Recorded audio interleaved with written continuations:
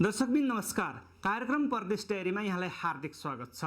कञ्चनपुर जिल्लामा रहेको महाकाली उपप्रादेशिक अस्पतालमा 50-100 को कोरोना अस्पताल निर्माण कार्य सम्पन्न भएको छ। लकडाउनका कारण उत्पादित तरकारीले बजार नपाउने समस्यालाई अब प्रदेश सरकारले सम्बोधन गर्ने भएको छ। लकडाउनका बीच पनि केही विकास निर्माणका कामहरू प्रभावकारी ढङ्गले अगाडि बढेका छन्। आजको कार्यक्रममा हामी यिनै विषयमा चर्चा गर्नेछौँ। सुदूरपश्चिममा रहेका केही ऐतिहासिक पर्यटकीय क्षेत्रहरू अझै ओझेलमा परेको विषय पनि हामी आजको कार्यक्रममा समेट्नेछौँ।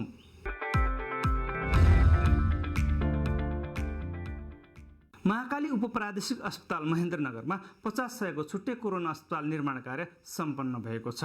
कोरोना अस्पतालको उद्घाटन गर्दै सुदूरपश्चिम प्रदेश सरकारका सामाजिक विकास मन्त्री कृष्णराज सुवेदीले अब उपचारमा सहज हुने बताउनु भएको छ। कञ्चनपुर जिल्लामा रहेको महाकाली उपप्रादेशिक अस्पतालमा 50 को कोरोना अस्पतालको निर्माण कार्य सम्पन्न भएको छ। सुदूरपश्चिम प्रदेश सरकारका सामाजिक विकास मन्त्री कृष्णराज सुवेदीले एक औपचारिक कार्यक्रमका बीच अस्पतालको उद्घाटन गर्नुभएको छ। कार्यक्रममा बोल्दै सामाजिक विकास मन्त्री कृष्णराज सुवेदीले अस्पताल निर्माणले बिरामीहरूको उपचारमा सहयोग पुग्ने बताउनु भएको छ। संक्रमितहरूको संख्या बढिरहेका बेला यस प्रकारका अस्पतालको आवश्यकता पर्ने भन्दै कोरोना संक्रमितहरूलाई तिरस्कृत नभएर सम्मान गर्नुपर्ने उहाँको भनाइरहेको छ। कोरोना रोकथाम र नियन्त्रणका लागि सबैको सहयोग आवश्यक हुने पनि उहाँले बताउनु भएको छ। भारतका विभिन्न शहरहरूबाट आउँदा अहिले सुदूरपश्चिममा संक्रमितको संख्या दिनानुदिन बढिरहेको छ। यसका लागि यस्ता स्वास्थ्य संस्थाहरू, यस्ता अस्पतालहरूको असाध्यै ठुलो खाँचो छ। यसले 50 जना बिरामीलाई यो कोरोना अस्पतालले सेवा दिनेछ र यसका लागि हामी सबैले मिलेर यो अस्पतालमा कोरोना संक्रमित आउनुभयो भने हामीले उहाँको उच्च मनोबल बढाउनका साथै उनीहरूलाई असाध्यै सम्मानका साथ हामी राख्नेछौँ। हाम्रो एउटा अहिले के देखिएको छ भन्दा कोरोना पोजिटिभ देखिँदा साथ त्यसलाई हिजो परम्परामा महारोग लाग्यो भने मान्छेलाई ओडारमा राख्ने भन्थे, त्यस्तो गरेर हामीले त्यसलाई तिरस्कार गर्ने अलि यस्तो आएको छ। यस्तो होइन, यो त्यस्तो डर मान्नु पर्ने, त्यस्तो आत्तिहाल्नु पर्ने, त्यसलाई तिरस्कारै गर्नुपर्ने होइन। त्यस्तालाई पनि हामीले उसको उच्च मनोबल बढाउने, तपाईँलाई केही हुँदैन भन्ने। अब अस्पतालमा मैले डाक्टर साहबहरूसँग बुझ्दा उहाँको औषधि केही हुँदैन, खालि अस्पतालमा आएर आराम गर्नु बाहेक उहाँहरूसँग अर्को विकल्प छैन। न त्यसको कुनै औषधि बनेको छ, न केही छ। केही ज्वरो आयो भने सिटामल बाहेक अर्को दिने कुरा पनि रहेनछ। मैले बुझ्दाखेरि मैले जानकारी लिँदा त्यस्तो पाएको छु। त्यसैले हामी सबैले यो सामान्य हो, यसलाई ठुलो रूपमा नलिकन हामीले मनोबल उच्च बनायो भने, हामीले सरसफाइमा बढी ध्यान दियो भने, भौतिक दूरी कायम गर्यो भने यस रोगबाट बच्न सकिन्छ। त्यसैले हामी सबैले सतर्क भएर यो रोगलाई सुदूरपश्चिमबाट, नेपालबाटै यसलाई उन्मूलन गर्नका लागि हामी सबै मिलेर लागौँ।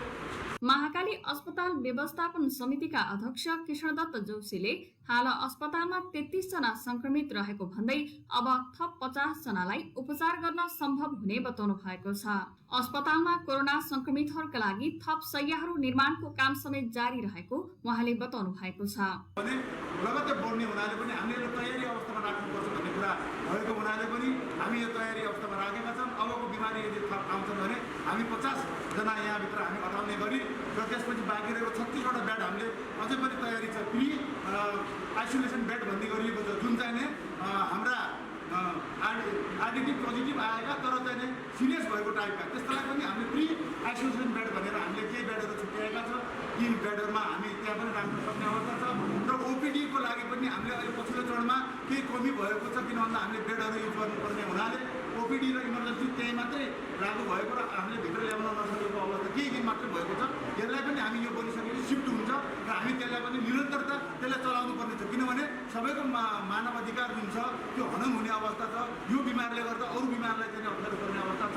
त्यसको लागि हामी त्यसलाई पनि निरन्तरता दिनुपर्ने जस्तो देखिएको छ। महाकाली अस्पताल अस्पतालका निमित्त सुपरिन्टेन्डेन्ट डाक्टर हरिकुमार श्रेष्ठले 50 शय्याको अस्पताल बनिसकेको अवस्थामा बिरामी राख्न सहज भएको भन्दै अस्पतालले भेन्टिलेटर लगायतका आवश्यक सामग्रीहरू खरिदको प्रक्रियामा राखेको समेत बताउनु भएको छ।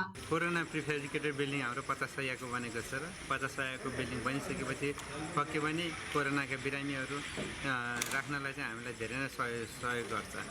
72-73 सालमा आइसियु सेवा सञ्चालन गर्ने भनेर भेन्टिलेटर किनिएको रहेछ त्यति बेला 4-5 वर्ष अगाडि र भेन्टिलेटरका पार्ट पुर्जा चाहिँ एउटा चाहिँ पार्ट पुर्जा खोज्दाखेरि पनि पाइरहेको छैन। त्यो चाहिँ पुरानो भएको कारणले त्यसलाई चेन्ज गर्नुपर्ने कारणले चाहिँ खोज्दाखेरि नपाइरहेको अवस्थामा एउटा भेन्टिलेटर चाहिँ हामीले सञ्चालन गर्न सकिरहेको छैनौँ।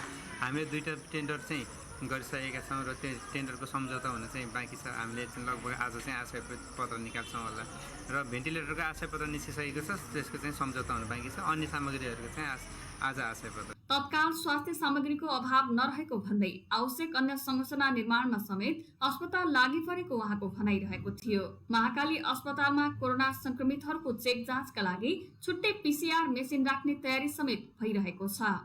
डोटी जिल्लामा रहेको विमानस्थलको स्तरोन्नतिको काम सम्पन्न भएको छ।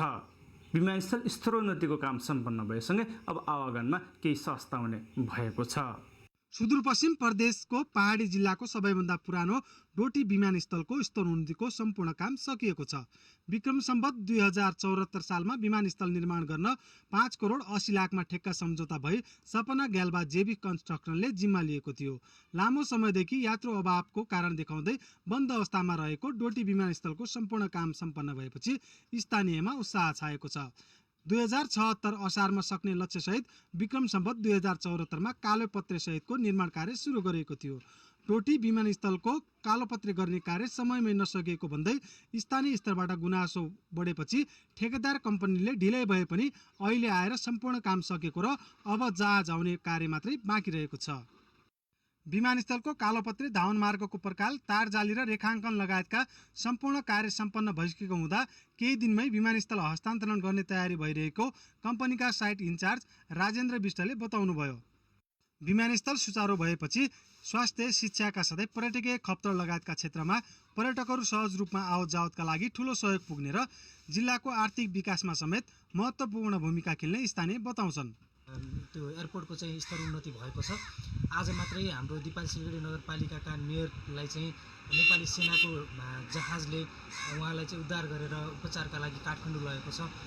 तर डोटी जिल्लामा अझै पनि छुट्टै सम्भावनाहरू छन्। नजिकै तपाईँको चाहिँ धनगढी पुग्न सक्ने सम्भावना पनि रहन्छ। तपाईँको सुदूरपश्चिममा थुप्रै धार्मिक तथा पर्यटकीय स्थलहरूको स्तर उन्नति गर्नका लागि पर्यटकहरूलाई भित्राउनका लागि यो चाहिँ हवाई उडानहरू नियमित हुन जरुरी देखिन्छ र यसमा चाहिँ नेपाल सरकार लगायत सम्पूर्ण सम्बन्धित निकायको चाहिँ ध्यान जानु जरुरी देखिन्छ। धन्यवाद। विमानस्थलको निर्माण कार्य सकिए लगत्तै नेपाली सेनाको जहाजले परीक्षण उडान पनि गरिसकेको छ। विक्रम सम्वत 2026 सालमा निर्माण गरी सञ्चालनमा आएको विमानस्थल तत्कालीन द्वन्द्वको समयमा बन्द भएको थियो। विमानस्थल निर्माणको सम्पूर्ण कार्य सकिएपछि जहाज सञ्चालन गर्न पहल गर्नुपर्ने स्थानीयवासीको माग रहेको छ। 1.5 दशकदेखि ओझेलमा परेको विमानस्थल निर्माण भएसँगै नियमित उडान भरेमा सुदूरपश्चिम प्रदेशका पहाडी जिल्लाहरूको आर्थिक समृद्धिसँगै पर्यटन प्रवर्धनमा टेवा पुग्ने देखिन्छ। नेपाल टेलिभिजन समाचारका लागि सुभाष नेपाली, डोटी। डडेलधुरा जिल्लामा साना सिँचाइ आयोजना प्रभावकारी बन्दै जान थालेका छन्। पर्याप्त साना सिँचाइ बनेपछि ठूलो लगानीको अभावमा खेतहरू बाँझिरहने अवस्थाको अन्त्य भएको छ। डडेलधुरामा साना सिँचाइ योजना प्रभावकारी बन्दै गएका छन्। ठूलो लगानीको अभावमा सिँचाइ नहुँदा खेत बाँझाइरहेका समयमा साना सिँचाइ योजना प्रभावकारी बन्दै गइरहेका हुन्। पानीको स्रोत हुँदाहुँदै पनि आर्थिक अभावमा खेतसम्म पानी लग्न नसक्दा डडेलधुरा सहित डोटीका विभिन्न गाउँमा खेतीयोग्य जमिन बाँझाइरहेका समयमा साना सिँचाइ योजनाबाट 100 हेक्टर जमिन सिंचित हुन थालेको छ। पक्की कुलो पोखरीका साथै पाइपका माध्यमबाट साना सिँचाइ योजना निर्माण गरी सिँचाइ गरिन थालिएको छ। सानो कुलो भएका कारण विगतका वर्षमा सहज रूपमा रोपाई गर्न नपाएका डोटी बड्डीकेदार गाउँपालिका वडा नम्बर 5 सेन्टरे गाउँका किसान यो वर्ष पक्की कुलो बनाएपछि समयमै रोपाई गर्न थालेका छन्। पानीको स्रोत हुँदाहुँदै पनि खेतसम्म पक्की कुलो नहुँदा विगतका वर्षमा दिनमा एक परिवारको मात्रै रोपाई हुने खेतमा यो वर्ष भने एक दिनमै 2 भन्दा बढी परिवारले सहजै सिँचाइ गर्न पाइरहेका छन्। सिँचाइले गर्दा हाम्रो सर अब पहिले यो माटोले गर्दा कुला पुरिन्थे अनि पुरा पानी आउँदैन थियो। अनि ठाउँ ठाउँ ती कुलाहरू भत्केर जान्थे अनि धानले त्यति पर्याप्त मात्रामा पानी पाउँदैन थियो अनि उब्जनी कम हुन्थ्यो। अहिले उब्जनी पनि बढ्ला भन्ने सम्भावना छ त्यसबाट। पहिला कति थियो सर पानीमा जति बुझ्यो भने पानी नहुने कुलामा जहाँ त्यही छिरेर जान्थ्यो। अब अहिले अब कुलो बनाएर अब त्यो बिउ पनि हाम्रो एकदम हरियो भयो। अगाडि बिउ राख्यौँ। अब खेतीबारी सबै कुरो धान उमार्नुमा धेरै वृद्धि हुने जसो अब हामीले लागेको छ। अब हुने हो सर त्यो त्यही हो सर। अब यसो डडेलधुरा र डोटीमा 4 देखि 7 लाख रुपियाँको लागतमा साना सिँचाइ योजना निर्माण गरिएको डडेलधुरा डोटी कार्यक्षेत्र रहेको कृषि ज्ञान केन्द्र डडेलधुराका प्रमुख दिलबहादुर विष्टले बताउनुभयो। किसानहरूको सहभागिताका साथै यो वर्ष परामर्शदाता छनौट गरेकाले समयमै 29 साना सिँचाइ योजनाको निर्माण कार्य सम्पन्न भएको प्रमुख विष्टको भनाइरहेको छ। डडेलधुरामा मुख्यमन्त्री एकीकृत मुख्यमन्त्री कृषि आयोजना कृषि विकास कार्यक्रम अन्तर्गत डोटी र डडेलधुरामा साना सिँचाइ कार्यक्रम छ। डोटीमा हाम्रो करिब 14 वटा चाहिँ योजना डोटीमा हुन् साना सिँचाइको र 16 वटा डडेलधुरामा। त्यो मध्ये हाम्रो यो आर्थिक वर्षको सुरुमा नै स्टार्टिङमा नै हामीले यो सुरु गरेको काम भएको हुनाले डडेलधुरामा 15 वटा सम्पन्न भएको छ। किनभने तपाईको समयमा नै हामीले यो सुरु गरे हुनाले एउटा चाहिँ विवाद भएर चाहिँ एउटा चाहिँ हुन सकेन। बाँकी 14 वटा डोटीमा चाहिँ सम्पन्न भएको छ र यो लकडाउनको समयले गर्दाखेरि किसानहरू भुक्तानी लिन आउन सकेका छैनन्। हामीले चाहिँ अनुगमन चाहिँ गरिसक्यौँ। किनभने लकडाउनको समय पनि अब गाडी पास बनाएर पनि हामीले अनुगमनको काम भ्याइसकेका छौँ। तर किसानहरूले भुक्तानी लिन बाँकी छ र अब हाम्रो मुख्य उद्देश्य भनेको साना सिँचाइको अब उत्पादकत्वमा वृद्धि गर्ने, व्यवसायीकरण गर्ने, औद्योगिकरण गर्ने भन्ने हो। अब यसलाई चाहिँ केही मात्रामा यसले सपोर्ट गरेको छ। चालु आर्थिक वर्षमा डडेलधुरा र डोटी जिल्लामा 30 साना सिँचाइ योजना निर्माण भएका छन्। भूमि व्यवस्था कृषि तथा सहकारी मन्त्रालय सुदूरपश्चिम प्रदेश सरकारको मुख्यमन्त्री कृषि विकास कार्यक्रम अन्तर्गत साना सिँचाइ सहयोग कार्यक्रमको 1 करोड 42 लाख रुपियाँको लागतमा डडेलधुरामा 16 र डोटीमा 14 साना सिँचाइ योजनाबाट करिब 150 हेक्टर जमिन सिंचित भएको छ। प्रकाश बहादुर भाट, नेपाल टेलिभिजन, डडेलधुरा। बैतडी जिल्लामा रहेको एसियाकै गहिरो पताल भूमेश्वर गुफा ओझेल्न परेको छ। संरक्षणको अभाव र आवश्यक संरचना निर्माण हुन नसक्दा यो गुफा ओझेल्न परेको हो। बैतडीको सुर्नाया र पाटन नगरपालिकाको बीचमा चारैतिर घना जंगल, बीचमा रमणीय ताल र एसियाकै लामो गुफाका रूपमा परिचित पाताल भूमेश्वर पर्यटकीय क्षेत्र संरक्षणको अभावमा ओझेलमा परेको छ। फ्रान्सेली गुफा विशेषज्ञ मोरिस दुसेन नेतृत्वको टोलीले गरेको प्रारम्भिक अध्ययन अनुसार पाताल भूमेश्वर गुफा 165 मिटर गहिरो र 800 मिटर लामो छ। दुसेनले पनि गुफाको अन्त्यसम्म जान नसकेकाले गुफा एसियाकै गहिरो भएको दावी गरेका थिए। गुफा विशेषज्ञ दुसेनले 800 मिटरसम्म मात्रै भित्र पस्न सकेका थिए। तर सरकारले भने उक्त क्षेत्रको संरक्षणका लागि ध्यान नदिएको स्थानीयको भनाइ छ। यसमा पहिला त स्थानीय सरकारले पहल गरिदिनुपर्छ। स्थानीय सरकार, प्रदेश सरकार र केन्द्रीय सरकारले यसमा पहल गरिदियो भनेपछि बढीभन्दा बढी यहाँ पर्यटकहरू भित्रिन्थे र यहाँको जनताहरूलाई पनि धेरै राहत हुन्थ्यो। र यहाँ समस्या धेरै छ। यहाँ बाटोघाटोको समस्या पनि थुप्रो समस्या छ। बाटो पनि राम्रो व्यवस्थित छैन। अनि बाटो नभइकन पनि आन्तरिक पर्यटकहरूको घुइँचो लाग्छ यहाँ। र गुफाभित्र जाने व्यवस्था पनि अब त्यस्तो खासै केही देखिँदैन। गुफाको भित्र विभिन्न किसिमका मूर्तिहरू पनि छन्। यस अघि तनहुँको बन्दीपुर स्थित 65 मिटर गहिराईको सिद्ध गुफालाई नेपालको सबैभन्दा ठूलो र गहिरो गुफाका रूपमा मानिँदै आएको थियो। पाताल भूमेश्वरको रमणीय ठाउँ अवलोकन तथा धार्मिक आस्थाले पनि विभिन्न जिल्लाहरूबाट अवलोकनकर्ताहरू आउने गर्दछन्। तर उक्त क्षेत्रको विकासमा सरकारी क्षेत्रबाट भने खासै पहल नभएको स्थानीयको गुनासो छ। सुर्नाया गाउँपालिकाले भने यसको विकासका लागि योजना बनाइरहेको बताइरहेको छ। यसलाई पर्यटकीय क्षेत्रको विकासको लागि विभिन्न किसिमका कार्यक्रमहरू गर्ने भन्ने खाका हामी बनाइरहेका छौँ। र गाउँपालिकाले चाहिँ अब यो बाटोकोदेखि लिएर अब त्यो मन्दिरमा त्यो गुफामा लाइटदेखि त्यो त सानो कुरा हो, हामीले पहिला पनि गर्नु पर्थ्यो। 14-15 वर्ष अघि पाताल भूमेश्वर गुफा अवलोकन गर्न सजिलो होस् भन्ने उद्देश्यले गुफाभित्र बिजुली बल्बहरूको व्यवस्था गरिएको भए पनि हाल भने अँध्यारोले अवलोकन गर्नै मुस्किल छ। यस्तै पाताल भूमेश्वर क्षेत्रमा जाने बाटो पनि जीर्ण हुँदा अवलोकनकर्ता तथा भक्तजनहरूलाई समस्या हुने गरेको छ। नरी बडु, नेपाल टेलिभिजन, बैतडी। लकडाउनका कारण तरकारी बजारमा पुर्याउन नसक्दा कृषकहरूले घाटा बिहोर्नु परेको कुरालाई मध्यनजर गर्दै सुदूरपश्चिम प्रदेश सरकारले विशेष योजना ल्याउने भएको छ। भूमि व्यवस्था, कृषि तथा सहकारी मन्त्री विनिता चौधरीले अब सरकारले भण्डारण र बजार पनि विशेष ध्यान दिने बताउनु भएको छ। विश्वलाई नै प्रभावित पारेको कोरोनाका कारण नेपालको अर्थतन्त्रमा पनि नराम्रो प्रभाव पर्यो। सबैभन्दा ठूलो असर त कृषि क्षेत्रमा परेको छ। जीविकोपार्जनमुखी कृषि हुँदै आएको नेपालमा पछिल्लो समय केही युवा तथा मेहनती कृषकहरू व्यावसायिक कृषि गर्न थालेका थिए। उनीहरूलाई लकडाउनले ठूलो धक्का दिएको छ। धनगढी उपमहानगरपालिका वडा नम्बर 5 का चेतन थापा कृषिमा ठूलो सम्भावना देखेपछि होटल व्यवसाय छोडेर तरकारी खेती गर्न थाल्नु भएको हो।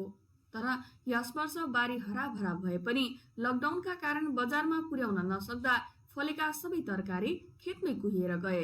सरकारले उत्पादन गर्ने कुरामा जोड दिएको भए पनि उत्पादनलाई भण्डारण गर्ने स्थान नहुँदा धेरै किसानहरूको गरेको मेहनतले सही मूल्य पाउन नसकेको गुनासो उहाँको रहेको छ। एकदमै व्यवसाय त एकदमै अब अहिलेको यो लकडाउनको उसमा यो उसले गर्दाखेरि पनि एकदमै घाटामा छ। अहिले चाहिँ घाँस त्यति फाइदा छैन। हाम्रो चाहिँ जति पनि उत्पादन छ अहिले खाल्टोमा पुरिरहेको अवस्था छ। लकडाउनकै अवधिभर पनि भारतबाट निर्बाध रूपमा तरकारीहरू भित्रिरहेको तर नेपालकै कृषकहरूको उत्पादनले बजार नपाएको भन्दै उहाँले दुखेसो पोख्नु भएको छ। भण्डारणको सुविधा र उत्पादित सामग्री बजारसम्म पुर्याउने जिम्मा प्रदेश सरकारले दिए धेरै युवाहरू व्यावसायिक कृषितर्फ आकर्षित हुने विश्वास थापाले व्यक्त गर्नुभयो। यो राज्यसँग कुनै सिस्टम र कुनै यो एकदमै किसानसँग नजिक गएर चाहिँ हाम्रो समन्वय नभएको अवस्था हो। यो चाहिँ बिचौलियाको चलखेल अनि चाहिँ भारतबाट आएको तरकारीको कमिसन र विषादी अलिकति सस्तो हुने विषादी हुने त्यो भएको हुनाले चाहिँ चलखेलले गर्दाखेरि चाहिँ यो हामी यो नेपाली किसानले अहिले बजार नपाइरहेको अवस्था हो। सुदूरपश्चिम प्रदेशका कृषि मन्त्री विनिता चौधरीले आफूहरूले विगतबाटै उत्पादनमा मात्रै जोड दिएको बताउनु भएको छ।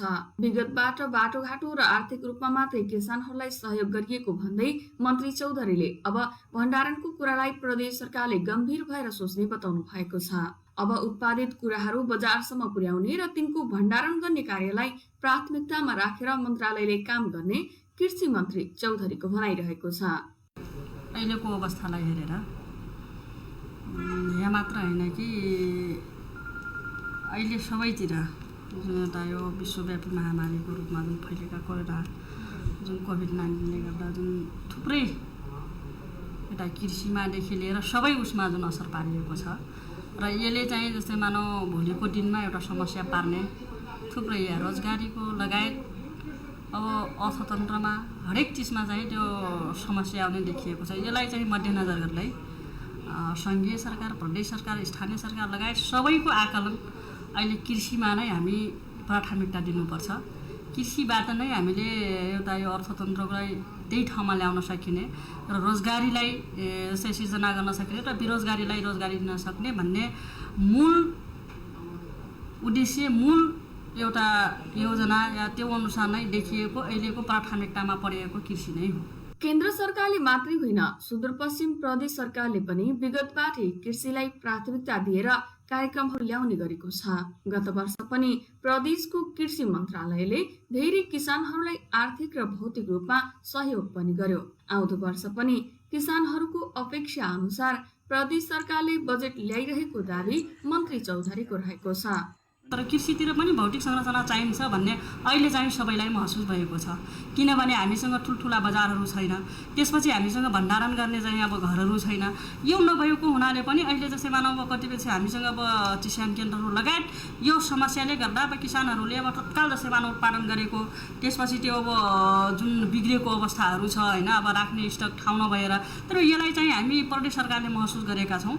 त्यो अनुसार नै हामी 9वटै जिल्लामा जस्तै मानव बजारहरू अब सञ्चालन गर्ने भन्ने र त्यो अनुसार नै जस्तै मानव भण्डारणहरू होइन चिस्यान केन्द्रहरू लगायत त्यसरी चाहिँ हामीले उत्पादन गरेका किसानहरूको हामीले बजारसम्म पुर्याउनलाई पनि यो सँगसँगै चाहिँ जोडेर लग्ने कार्यक्रमहरू पनि नीति कार्यक्रममै आएको छ र त्यो अनुसार नै हामी लग्नेछौँ। नमुना गाउँ हामी आफै बनाऊ, मुख्यमन्त्री एकीकृत विकास कार्यक्रम, रोगबाट जोगाउँ भोगबाट बचाउँ भन्ने नारा सहित आउँदो वर्ष कृषिलाई प्राथमिकतामा राखेर किसानलाई प्रोत्साहित गर्ने गरी प्रदेश सरकारले कार्यक्रम ल्याइरहेको कृषि मन्त्री चौधरीले बताउनु भएको छ। कृषिमा आत्मनिर्भर कसरी बन्ने, कृषिको उत्पादकत्व र प्रभावकारिता कसरी बढाउने भन्ने विषयमा गम्भीर भएर प्रदेश सरकार काम गरिरहेको उहाँले बताउनु भएको छ। निर्मला खडायत, नेपाल टेलिभिजन, सुदूरपश्चिम प्रदेश, कैलाली। सीमा क्षेत्र र दूरदराजका न्यून आय भएका समुदायहरूमा विभिन्न सङ्घ संस्थाहरूले स्वास्थ्य सामग्री वितरण थालेका छन्। असावधानीलाई सङ्क्रमण बढ्ने भन्दै उदयदेव सहकारी संस्थाले आफ्नो समूहमा मास्क, सेनिटाइजर, साबुन लगायतका सामग्रीहरू हस्तान्तरण गरेको छ। कोरोना रोकथाम र नियन्त्रणका लागि विभिन्न सङ्घ संस्थाहरूले पनि स्वास्थ्य सामग्री वितरण गर्न थालेका छन्। उदयदेव बहुद्देश्य सहकारी संस्थाले दोधाराको भारतसँग सीमा जोडिएको क्षेत्रहरूमा न्यून आय स्रोत भएका जनताहरूलाई स्वास्थ्य सामग्री वितरण गरेको छ। उदयदेव संस्थाको समूहमा रहेका महिलाहरू र उनीहरूको घर परिवारका लागि संस्थाले मास्क, सेनिटाइजर र साबुन वितरण गरेको छ। उदयदेव बहुद्देश्य सहकारी संस्थाका प्रमुख कार्यकारी अधिकृत गणेश बहादुर चन्दले आर्थिक रूपले पछाडि परेका निम्न वर्ग र भारतको सीमा क्षेत्रमा जोडिएका कारण जोखिम पनि भएकाले आफूहरूले सानो सहयोगको रूपमा भए पनि स्वास्थ्य सामग्री वितरण गरेको बताउनु भएको छ। यो सँगै आफूहरूले स्वास्थ्य सम्बन्धी जनचेतना समेत दिने गरेको उहाँको भनाइरहेको छ। जो अलि आर्थिक रूपले पछाडि परेका क्षेत्रहरू यो अहिले हामी दोधारा चाँदनीको लगभग इन्डियाको बोर्डरको नजिकमा छ, एकदमै नजिकमा छ। यस क्षेत्रका विपन्न वर्गका महिला वर्गहरूलाई यो सामाजिक दूरी जुन अहिले कोभिड-19ले जुन यो प्रभाव पार्दै गइरहेछ, अहिले यो कञ्चनपुर जिल्लामा बढ्दै गइराखेको अवस्थामा उहाँहरूलाई जनचेतना सिकाउने अभियान, सरसफाइका कुराहरू र अबका दिनमा हामीले यो रोग विरुद्ध कसरी लड्ने भन्ने कुरा जनचेतना दिने उद्देश्यले हामीले अलिकति सानो सहयोगको रूपमा यो सेनिटाइजर, साबुन र मास्कहरू वितरण गर्ने हाम्रो कार्यक्रम अन्तर्गत आज हामी यो दोधरा चाँदनीको अब महाकाली यो नजिकै इन्डियाको बोर्डरमा अब यो कार्यक्रम गरेका हौँ। सर, तपाईँहरूको समूह दूरदराजमा छ होइन, अहिले कम्युनिटीमा चाहिँ यसरी स्वास्थ्य सामग्री वितरण गर्दै हुन्छ, यसले कतिको सहयोग पुग्छ जस्तो लाग्छ कोभिड-19को रोकथामका लागि? अब धेरै सहयोग त हामी गर्न सक्दैनौँ, तर सामान्य जनचेतनाहरू उहाँहरूलाई सिकाउने, अब यसैले हामीले दिएकै कुराले सबै कुराहरू परिपूर्ण हुँदैनन्, तर पनि हामीले उहाँहरूलाई आफूले सिकेका कुराहरू, जानेका कुराहरू, यो रोगको विरुद्ध कसरी हामीले नियन्त्रण गर्नुपर्छ, कसरी सचेत हुनुपर्छ भन्ने यो जनचेतना पुर्याउने अभियानले हामीलाई लाग्छ केही न केही सहयोग अवश्य पनि पुग्नेछ भन्ने हामीले विश्वास लिएका छौँ। स्वास्थ्य सामग्री पाएकोमा स्थानीयहरूले पनि खुसी व्यक्त गरेका छन्। पाएको स्वास्थ्य सामग्रीको सदुपयोग गर्ने भन्दै यसले सङ्क्रमणको जोखिमलाई न्यूनीकरण गर्ने उहाँहरूको भनाइरहेको छ। सरकारी संस्थाले साबुन, मास्क, सेनिटाइजर वितरण गर्नुभयो, हामीलाई राम्रो लाग्यो, खुसी लाग्यो। साबुन, मास्क राम्रो लाग्यो। पछिल्लो समयमा सङ्क्रमण बढ्दै जान थालेपछि पालिकाहरूसँगै सङ्घ संस्थाहरू समेत न्यूनीकरणको अभियानमा लागेका छन्। उदयदेव सहकारी संस्थाले विभिन्न पालिकाहरूलाई स्वास्थ्य सामग्रीका लागि सहयोग उपलब्ध गराउनका साथै संस्थाभित्रका सबै समूहहरूलाई स्वास्थ्य सामग्री वितरण गरिरहेको संस्थाका कार्यकारी अधिकृत गणेश बहादुर चन्दले जानकारी दिनुभएको छ।